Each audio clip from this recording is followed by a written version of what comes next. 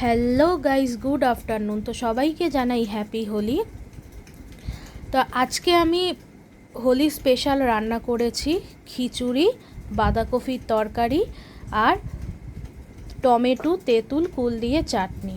তো বাঁধাকপি সবাই রান্না করতে জানো, চাটনিও রান্না করতে জানো সবাই। তো এই দুটো রেসিপি আমি আর বললাম না, আমি খিচুড়ির রেসিপিটা বলছি। প্রথমে আমি মুগ ডাল আর গোবিন্দভোগ চালটাকে ভালো করে ধুয়ে নিয়েছি। ধোয়ার পরে আমি একটু ফুটতে দিয়েছি। ফোটার পরে আমি ওর মধ্যে হলুদ গুঁড়ো আর সামান্য পরিমাণ একটু লবণ দিয়েছি। দেওয়ার পরে একটা সাইডে আমি রেখে দিয়েছি।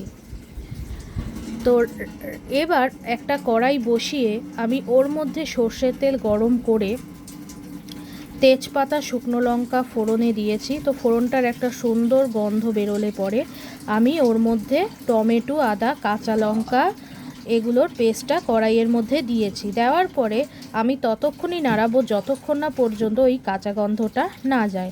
তো কাঁচা গন্ধটা চলে যাওয়ার পরে আমি ওর মধ্যে দিয়েছি হলুদ গুঁড়ো, লঙ্কা গুঁড়ো, জিরে গুঁড়ো, ধনে গুঁড়ো, সবজি মশলা, গরম মশলা গুঁড়ো, লবণ, চিনি দিয়ে ভালো করে সামান্য পরিমাণে একটু জল দিয়ে ভালো করে মশলাটাকে কষিয়ে নিয়েছি।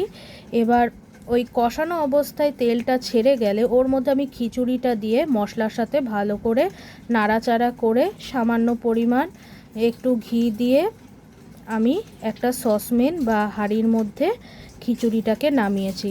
গরম গরম ভীষণই ভালো লাগবে খেতে। তো আর তার উপরে আমি ভাজা ফুলকপিটা দিয়ে দিয়েছি। তো আজকের মতো ভিডিওটা এখানেই শেষ করলাম। আবার নতুন কোনো ভিডিও নিয়ে আসব। ততক্ষণের জন্য বিদায় নিলাম।